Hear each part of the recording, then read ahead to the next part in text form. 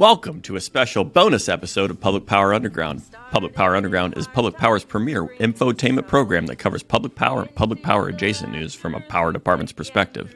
I'm Paul Dockery, the creative director of Public Power Underground and manager of the power department for Clatskanie PUD. In Season 3, Episode 9 of Public Power Underground, we shared a sneak preview into a fun and informative conversation with Scott COE, the retiring general manager of Emerald PUD and a longtime insider at BPA. In this bonus episode, you get the full, though slightly edited, conversation with Matt Scroettnig, Scott COE, and myself. We cover a wide variety of topics, including what it's like to be a boomer leading millennials, the importance of expanding workforce at electric utilities, vanity license plates, and car washing? It's all great fun. But first, a word from our sponsor. Today's episode is brought to you by the good folks at Efficiency Services Group. The folks at ESG are electric utility enthusiasts like us, and we appreciate their help in making this show possible. ESG specializes in working with electric utilities to develop real solutions to meet their specific needs. So if you're looking for a true partner to help implement man, I gotta work on my cold reads here. Okay, we're done. So if you're looking for a true utility partner to help you implement energy efficiency programs, learn about ESG story at efficiencyservicesgroup.com. You get that? That was a better read. We're going to keep improving this. We got ESG. We'll keep doing it. That's efficiencyservicesgroup.com. We do need a special promo. We need like a hashtag underground. So if you could work on that, ESG, that'd be great. We'd really like that. Our own like hashtag, or like if you got a promo code, underground. Promo code underground. They're a returning sponsor of Public Power Underground, and they're electric utility enthusiasts like us. And now, the conversation with Matt and Scott. Scott COE, welcome to Public Power Underground. Thanks so much for joining us. Hey, thanks for the invitation. Glad to be here. I love it.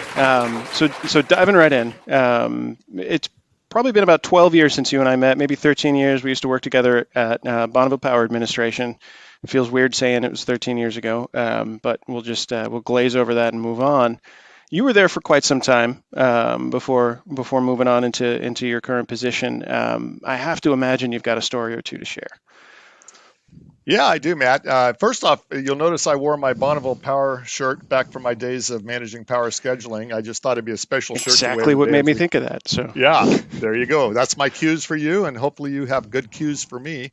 You know, a couple of them, I worked with some great people at Bonneville, and a lot of them are still there, and they're doing great work. But some of them were real characters, and two of the characters were also named Scott, and we billed ourselves as the three Scotts. And we used to do little kind of videos for all staff meetings or for management meetings. And those three Scotts were myself, Scott Sims, and Scott Wilson. And, of course, Scott Sims was up in public relations, communications, and he used to rope the other two Scotts into various things. And one of the funnier ones that Scott Sims and I did, we had to do a little video for a manager's meeting, and we decided we were going to do it from the administrator's office. And we got up there, and his secretary was really a tough. I loved her, but she told me that her feedback from Steve Wright every quarter was, you need to not be so harsh on people that come up to see me because you're scaring them away.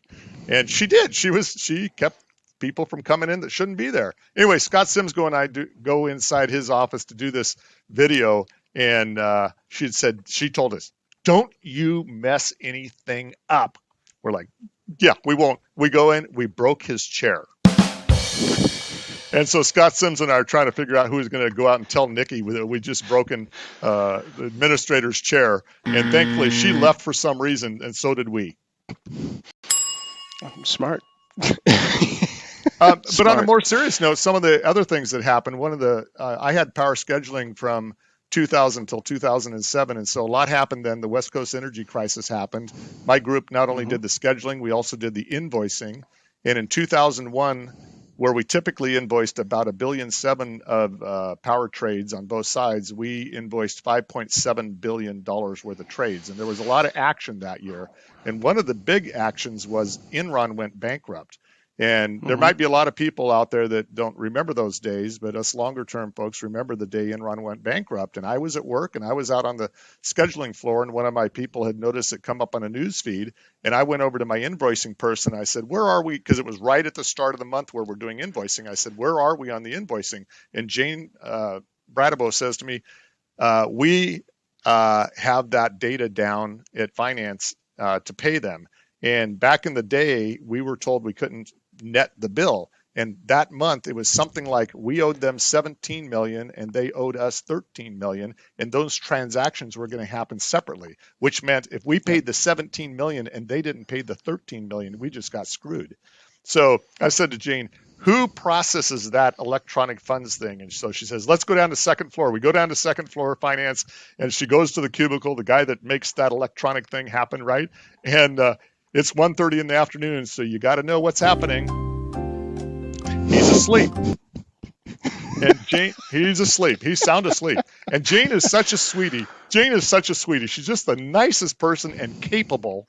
And she goes, oh, we can't wake him up. I go, like hell we can't wake him up. We got 17 million bucks riding here. So we wake the guy up and he tells me, yeah, that's on a big spool down in San Francisco, and there's probably like $5 or $6 billion on that spool, and they are not going to go in and pluck out that $17 million. It's going to happen. You say impossible, but all I hear is impossible. The end of the story is Enron did actually pay us the $13 million, and then they continued to pay their bills through the bankruptcy. And getting back to the Scotts, Scott Wilson, who actually had a very serious side of business at Bonneville, was the one tasked with unwinding the $300 million book that Bonneville had with Enron at that point in time. It was the biggest book we had at the time. So good for Scott Wilson. That was some of the fun we had at Bonneville. I don't know. Glad we had the. I don't know if a appreciate laugh the is sound a good effect there.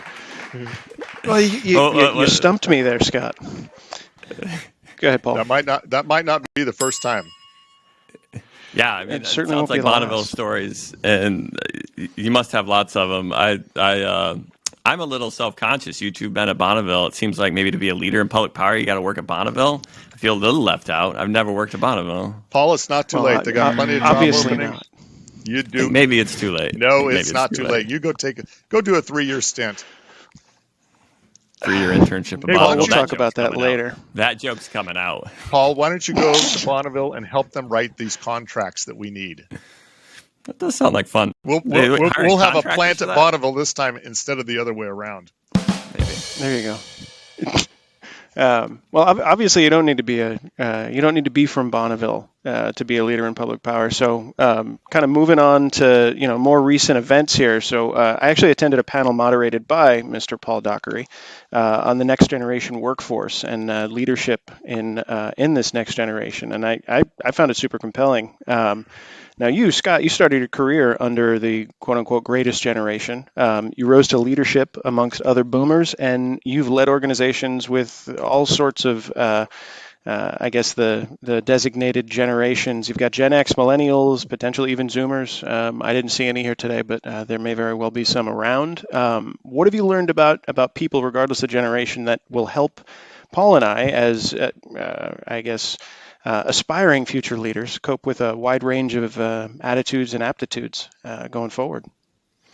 Yeah, that's a great question. Thanks. I think that I don't think any of it's changed over all these generations, but what is changing right now is the workforce dynamic where the worker is king and the workforce employer needs them, and it's going to be hard to find enough of them. And the workforces that will succeed are the ones that are going to make their workforce the place people want to be. And that's going to be a lot of things. And I think we learned some of that through COVID-19 about how you could pivot and have people work from home. And those lessons need to be carried forward for all of our workforce. And it's the balance between work and home. And I've always been a big advocate of that. I've been really fortunate at Bonneville and here to have bosses that support that balance, because none of us are getting out of this life alive. And we might as well have a good time while we're doing it. And that includes at work. And my basic philosophy at the workplace came from Fred Meyer. And for those of you that aren't old enough, there used to be a guy named Fred Meyer. And actually, he put on the new employee orientation when I went to work for Fred Meyer. And he taught me what not to do. And everything Fred did was about the employer and nothing about the employee. And if you're an employer and you don't think about what you're doing for your employee, you're going to be the employer of last choice, and you're going to have the C team working for you. And you might even be paying more money and getting less productivity with that C team. So you got to think about how you're going to engage those employees at any generational level to be the employee that you want and that wants you. I think that's exactly right. I think I missed that thread, though. What was Fred Meyer teaching you? Was he teaching you how to be a good servant of Fred Meyer? Is that what you said? I think, yes. Or was it the other way around?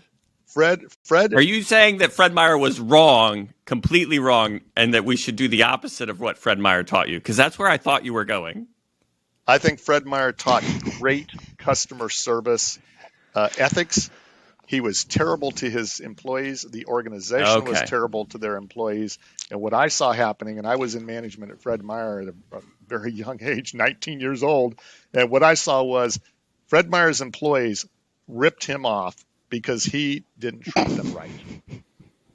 Yeah, maybe that's a sign. If you can rise to management at 19, maybe that's a sign that you maybe aren't grooming and mentoring good leaders and maintaining good leaders. Is that a takeaway I would take from that, Scott? Or were you just outstanding at a young age to the point where you were just the best of all of the middle management? I'd like to suggest it could be both. It could be both. I would like to suggest none of the above. I don't think I've been outstanding ever. I think I have worked with outstanding people. And I think I've been able to tap into outstanding people, but I don't think I've ever been outstanding. Certainly not at Fred Meyer. And I think part of the Fred Meyer story was they did churn through a lot of employees. And I call that a body shop. And you see that in a lot of industries today. Nursing homes are a great one. I've been thinking a lot about that as I'm reaching this age. And that's dark. Yeah. That's dark. But fortunately, funeral homes aren't that way. Funeral homes are pretty stable. So when I get to that point, I'm pretty comfortable I'm going to get well taken care of. But at the nursing home level, I'm a little concerned about it. And I think that as all of us in this industry recognize that we're going to be falling short of the number of employees lining up for every vacancy we put out, we're starting to see that ourselves, that when we put out vacancies, we're getting fewer numbers of qualified applicants. And so we better darn well be the employer they want to work for, because they've got options. Yeah, I think of it as recruiting. Like, we need to recruit people instead of just trying to choose people. We got to learn to recruit. Go ahead, Matt. You were going to chime in you recruit early on too, right? That's one of those things. You start talking to people when late high school and early college. You don't wait for hiring somebody that's established in their career, because at that point, to the extent that you need someone, you're not growing the workforce. That's a perfect sequitur, actually. The next question I was hoping to ask you, Scott. So at that same panel, going back to the leadership panel that Paul was leading. We've got there's a data point that's been sticking out in my mind. We've got industry experts telling us right now that we're going to need about 1 million more electricians and at least 1 million more HVAC technicians to enable the electrification transformation we need to see over the next 30 years. That's going to take a massive ramping up of all workforce, or of the entire workforce across several industries, right? And so, as I was saying earlier, you gotta start young. You can't just expect it to be in place in 30 years. So, Scott, are we ready to not just replace what we have today, but expand the workforce? And if not, what do we do?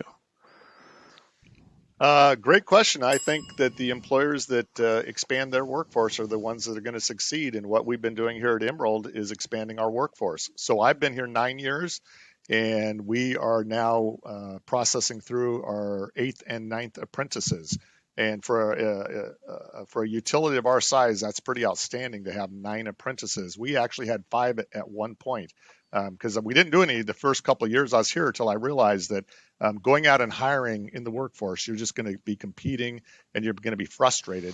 And so a couple of things was, when we put together our 2015 strategic plan, part of it was, well, what are we giving to our community, right?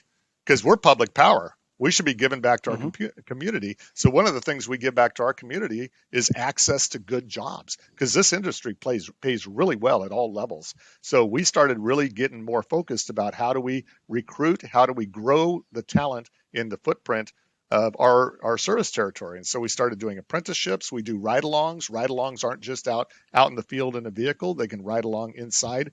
We've had energy efficiency ride-alongs. Even had a GM ride-along. I think that person probably chose a different field. But at any rate, I think that utilities, each and every one of us, need to be growing the workforce and supporting education for those people that need to go off and get a more formalized education, doing apprenticeships for the people that can work through an apprenticeship, and we should each do our part to grow our part of the business. Personally, my son was an electrical engineer. I put the screws to him to try and get into the utility business. He really rejected me. He's a loser, really a loser. He was 21 when he finally graduated with his master's in electrical engineering. And so he went off to some startup company, and they're barely making it. SpaceX. We'll see what comes of that. We'll see. Yeah. We'll see. That loser is at some just loser company like SpaceX. Yeah. I want to follow up. One of the things you mentioned, and I think there is sometimes we miscommunicate at Public Power. But you mentioned we actually are very competitive across the positions at our utilities for salary and for benefits. And that can be a good value to our community. I've heard some other people in our industry mention that we can't compete on value, like on pay with IOUs. I've found that to be inaccurate. What's your take on that, Scott? I mean, to me, it's really important to message that correctly, so that you can actually get good young professionals in the seats.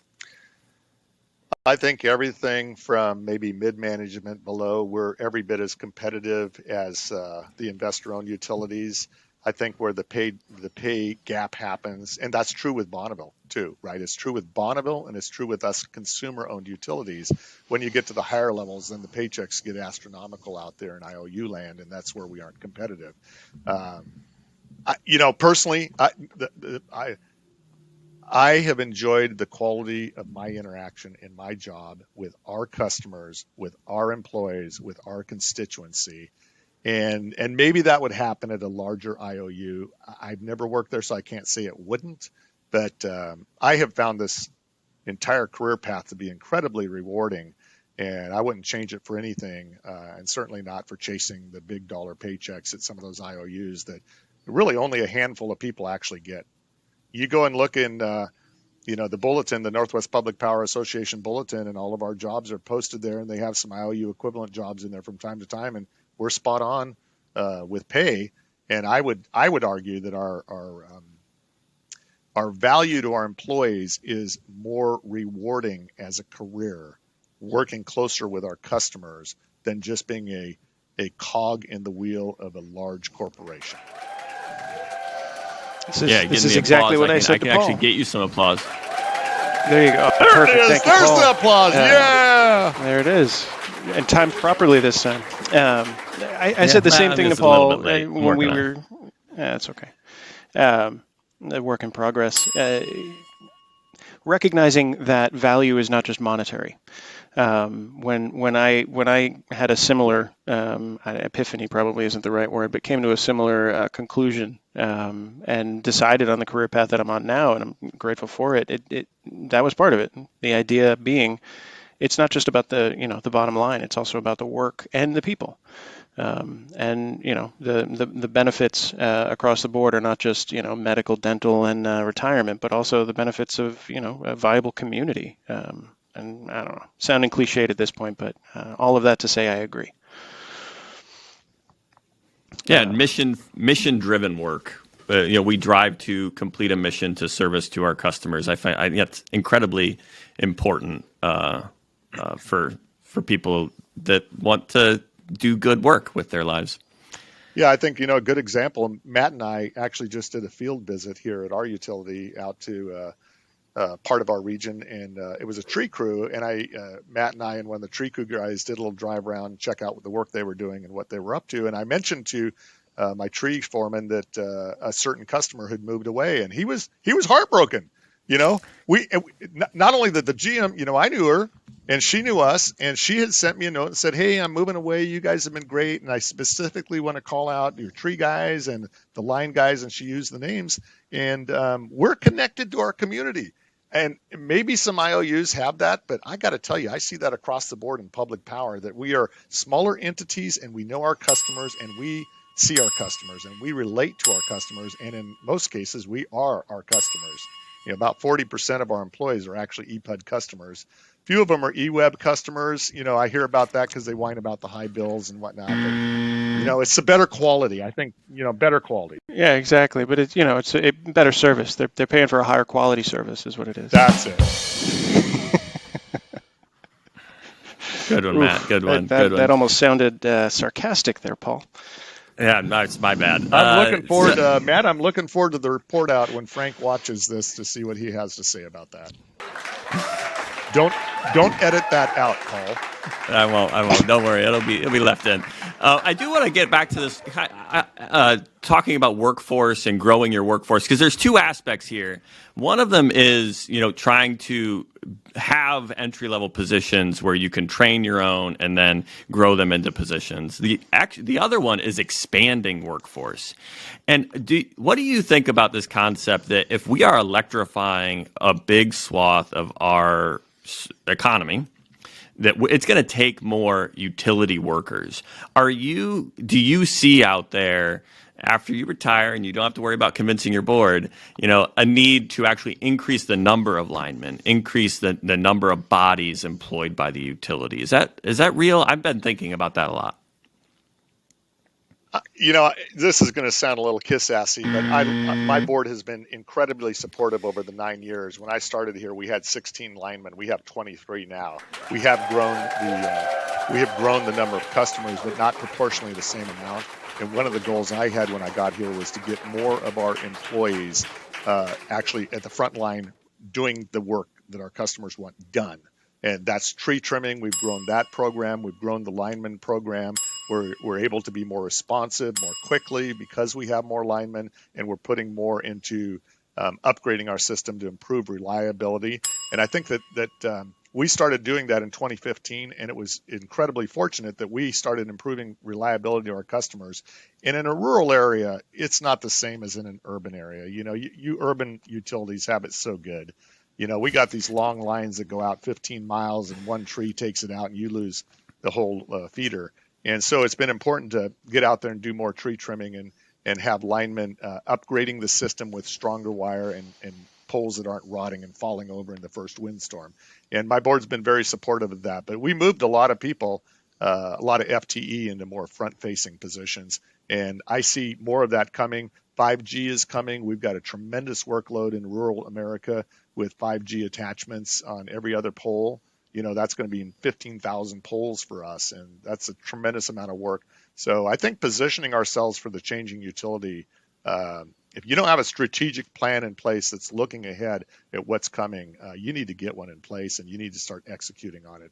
And we've been fortunate that we, strategic plans are a problem, right? You might be right about what's coming, and you might not, and hopefully, you do enough of it, you get some of it right. And our 2015 and our 2020 strategic plans both seem to have hit the money on what was coming. And who would have known a pandemic was coming and that rural America would be working in their homes instead of driving into EWEB service territory and working in an office building, right? So that's the way it's been. People drive into the urban core and work in office buildings, and now they're working from home, even in urban areas. But in the rural area where reliability can tend to be a little lower, that gap is a bigger deal than it is in an urban setting.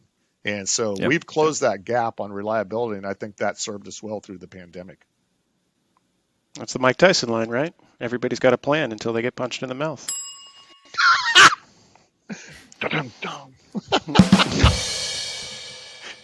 There we go. Got it Thank both. you. That's better, We got Paul. I appreciate Yeah. it. I'm working it. Paul, So, you're a little bit. Paul, you're a little bit slow on the. I am. It's because I'm focusing on y'all, okay? Sometimes, you got to focus on what's happening, and then you think afterwards, oh, he said something. I processed it. That's my processing time, Scott. I am a little slower than y'all. Okay, your Well, CPU. I mean, we just talked about the importance of staffing up. Yep. Right? Yeah. You just we need more backup It's true. here. That's all I'm saying. I could have had Luigi on to help do this, too. So, Scott, you're retiring. You're retiring at the end of the year. You're riding off into the sunset. You're done. You're done with public power, except for maybe causing problems down in Tillamook, I hear, as a customer this time around. But Hopefully, as a customer and a board member. Oh man. Oh, poor Todd. Is that a thing you're gonna do now? Is that a thing you're gonna do? It'd be nice. It'd be nice to be on the other side of that table for a while. I may call in for those just because I have to imagine that would be interesting. So we do have some lightning round questions that we want to get to, but I wanted to ask the question before you take that ride into the sunset. Do you have one piece of advice that you'd like to leave us with here, or leave all of public power with, I should say? Oh, I don't know if I have anything that important to say. I'd just say after 34 years in this business, as I've gone through my career, it just seems like, oh my goodness, how are we going to get through this? Oh, what are they throwing at us now? How is this going to work out? Frankly, in 2007, when Mark Gendron came down into the belly of the USS Bonneville and asked me if I wanted to manage the account executives as we went through the process of signing the regional dialogue contracts, and I was down in the belly of the beast, just kind of keeping power scheduling going, I put my list together of why I would want to move upstairs to that job and as opposed to stay in the job I was at. And actually, one of the bigger deals was there was a huge amount of wind coming on the system. And all of us in power scheduling like, this is going to crash the grid.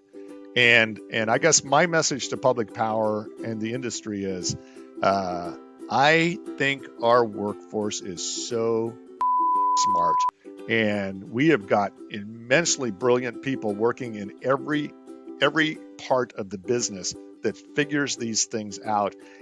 I worry that our policymakers are changing the game quicker than we can change the physical setup of the system to meet that policy change. But I have the greatest of faith that I'm leaving behind a workforce in Bonneville and at EWEB, at Clatskanie, at Emerald for sure, that is going to rise to those challenges and take care of our customers. I have no doubt about it. I feel like we should stop there, but I don't want to, because that would be a great place to leave it. But we do have some very important questions to ask you, and I appreciate the response. For a whole lot of reasons, obviously. So I already mentioned this. We're gonna finish up with some lightning round questions. Then Paul's gonna start, and we'll kind of take turns attacking you here. Now, Scott, you're on the clock. Paul, take it away. Is seasonal time change the worst public policy you know of? No, maybe the worst public policy is not having term limits. Over the line! That's okay. I'm sorry, Smokey. You were over the line. Okay. You're up, Matt. I gotta ask you about the coolest vanity license plate you ever had, Scott. So people who know me know I've been a real estate investor for 40 years, and I am not a slumlord. In fact, I just bought a duplex here in Springfield, and the first thing I did was put in heat pump water heaters and ductless heating units and a new Bosch dishwasher. So I'm not a slumlord, but one of my buddies called me a slumlord, and I took it on myself to get a vanity plate that is SLM space LRD.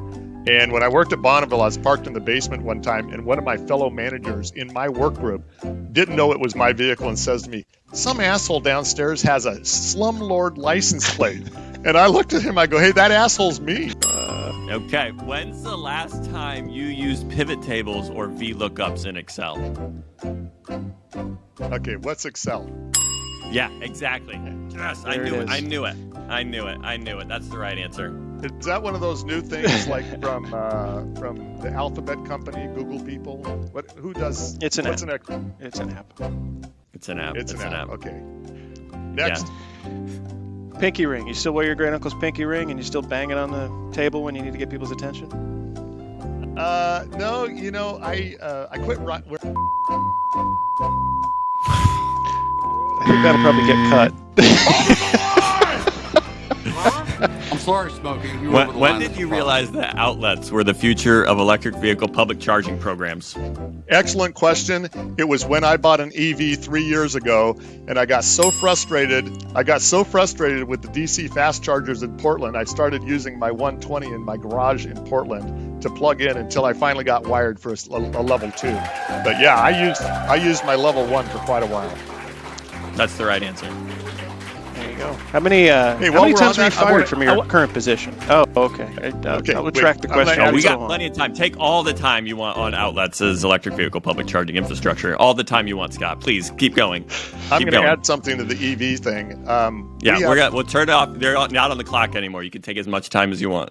We have 80 employees at Emerald, and we have 15 that drive EVs. And I would speculate that we may have the highest percentage of the workforce driving an EV of any place. And the big game changer, the thing that doesn't work for EVs is that whole charging infrastructure that isn't where we need it to be yet. But one of the things we did was put in 10 chargers here at work. We're out there putting in chargers in all of our high schools in our service territory. And after we do that, we're going to start doing a bidding war with some businesses to put in level 2 charging at some businesses that bid in, and we will pay for it, but they got to tell us the compelling reason why we should put it at their business, because we have limited funds. We're not going to do it at every business. They'll have to prove to us why it's a good business bet for us to put it at their business. But EV infrastructure charging needs to get much better for us to move the needle on EV ownership. If you're just driving around town, you really can do it on your outlet. You really can. I did it in Portland. But I still do it. If you're doing up and down I-5 to Portland from Eugene like I do, you do need level 2. And once you get that established, you really, unless you're going on a long trip, you don't need a DC. I rarely use a DC fast charge. But again, we put in infrastructure here at work, and that was when people started buying EVs here at work. And like I said, 15 out of 80, I suspect we probably have the highest percentage of people commuting in EVs. Matt, how many people over at EWEB have an EV? I know where the spreadsheet is that would allow me to answer the question. Off the top of my head, I'm not entirely certain. I can think of 5, and I have to imagine there's more than that, but I do not know the number. So EWEB might be at 1%. We are at almost 20%. Yeah, we're only at 14% here at Clatskanie PUD. And that would be you. We'll ask the questions here, Scott. You are the 14% We'll ask the questions. Paul. No, there's like 4 others. There's 5 of us. It's not just me, okay? It's not just me. Okay. You know the terrible thing that EWEB does, and I assume Frank's going to listen to this, so now he's going to hear it from me too. They give away the charging for free. You know the thing we shouldn't do is give away the thing we sell for free. That's my perspective.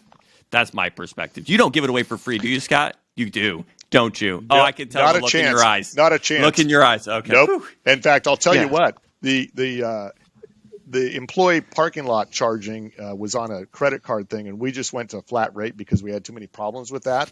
So when we went to the flat rate, our person in charge of that sends me an email, and I'm back where we park all our rigs, and I have a charger at my GM parking spot next to our pool cars that are EVs, and I pay a flat fee, and we just calculated what's the appropriate, and so I pay $130 a year.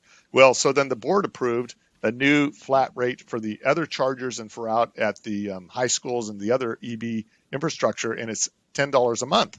Well, you always need to be before you ask a question, make sure you know what the answer is. So one of the little upstairs sends me an email and says, hey, you need to start paying for your EV charging down there at your custom GM parking spot.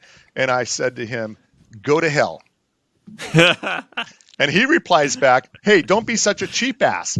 And I said, I'll tell you what, I'm paying more than the new approved rate, and I want a refund. And he says, oh, that's going to look real good on the next board agenda. GM wants a $10 refund for his 12 months of EV charging. And I said, I want the $10, buddy. I really like this employee you have, and you are obviously fostering a very good culture of accountability at Emerald PUD. Kyle is inheriting a very accountable organization. That's great. Ours is $23 a month, and I want to push you on one thing, Scott. You aren't recovering your demand. And you need to recover your demand. I'm telling you, you got to recover your demand on EV charging. It needs to be a separate component of your bill, because the one thing that is the most valuable when it comes to EV charging is how fast it happens. And if you don't put a price to it, you are under recovering. It's sending the wrong price signal. We believe in supporting the expansion of EV adoption, and we're afraid that will slow it down. We think any utility that's short-sighted should just get out of the business. That is absolute. I can't curse, but let's beep. Beep. Hey. We set our rates. It's very competitive. We don't do a monthly demand charge for all of this. It's a per instance demand charge.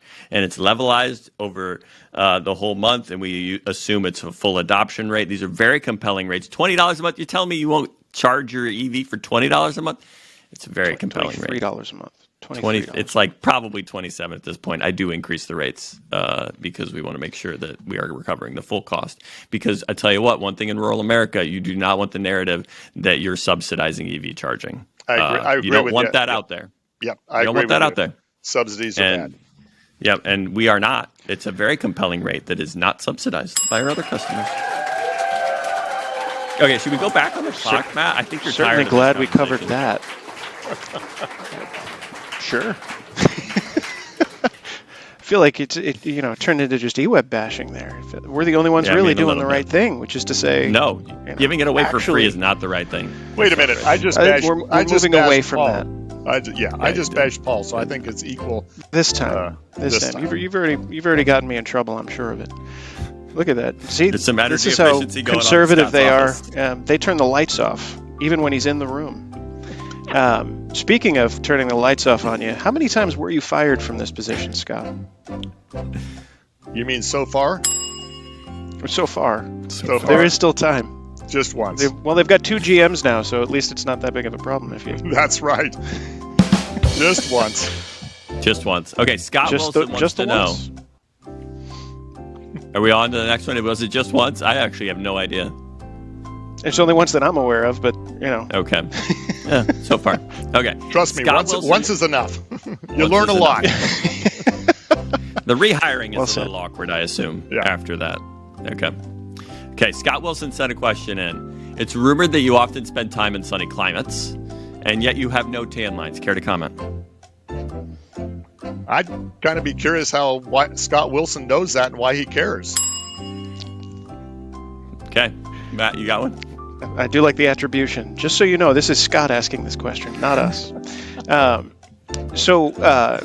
It's my understanding that your team here will wash your cars. What are you going to do after you retire? That's a great question. It's actually one of the things that's causing me the greatest anxiety is all the things in my life I'm going to have to start doing myself. And so they've actually put together a whole schedule of how they're going to retrain me for reintroduction into having to take care of my own personal needs. It's very kind and caring of them. It is. That is exceptionally generous of your team. That's very good of them. I wonder if that'll continue even after you retire, or whether they're just telling you that. They told me I can call in for a tutorial when I can't figure something out, like, how do you get the whole car washed without leaving a big blotch. And then they block your phone. Yep. That would be harsh. What's Excel? Yeah. Okay. What does COE know? I just really don't know that much, but I surround myself by a lot of people that know a lot of stuff. But someone made me those stickers, and people can earn those stickers here at work. And when I'm right, I make a big deal out of it by giving a sticker to that employee that has finally caught me being correct for a change. Yeah, someone made them. That's great. That's a great clarification. That's great. Paul, as I'm sure you can appreciate, there's no way I could figure out how to make those myself. Yeah, it's true, but it is fair. Okay, I'm going to ask a question. It is my prerogative as the creative director of Public Power Underground to ask a question that I think we probably should have started with. I think we were all on that peanut call last week. It was a great presentation by another Paul, whose last name is escaping me.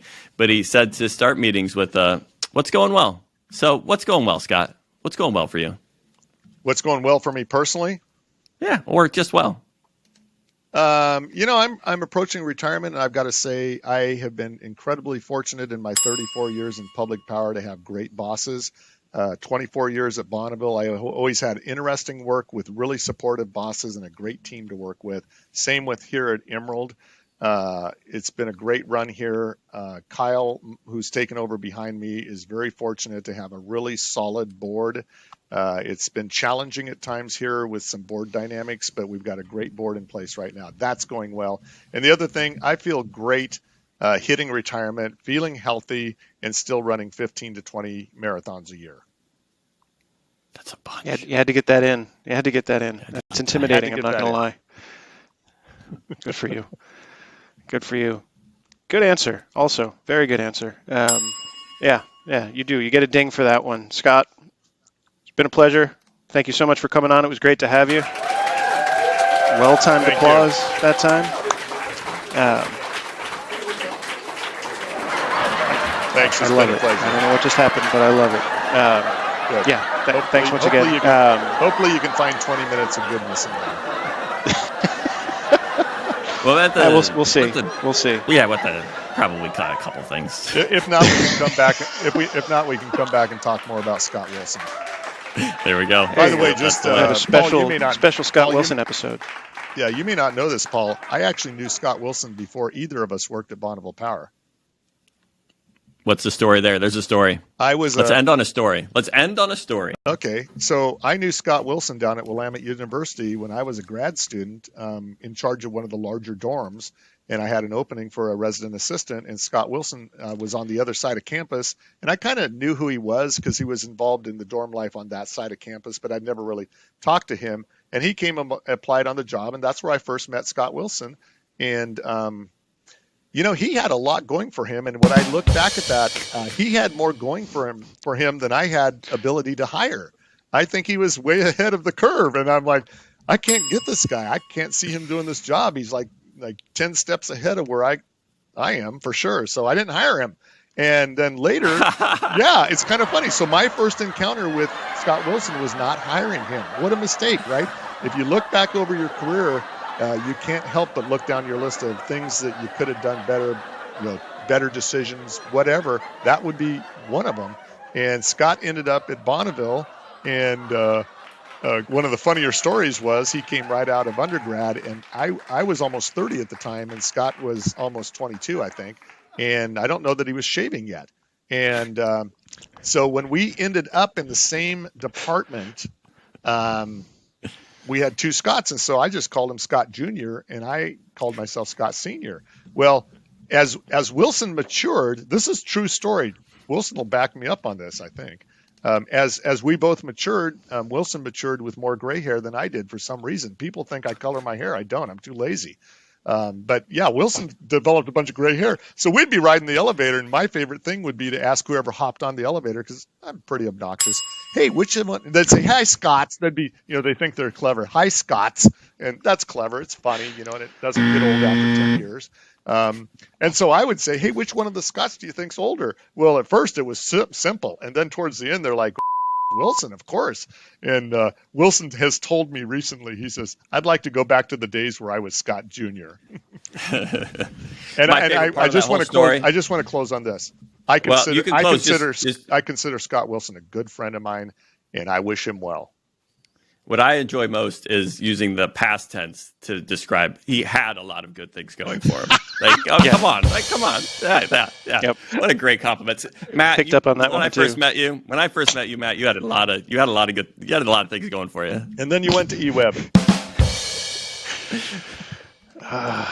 You're gonna get me in trouble here, buddy.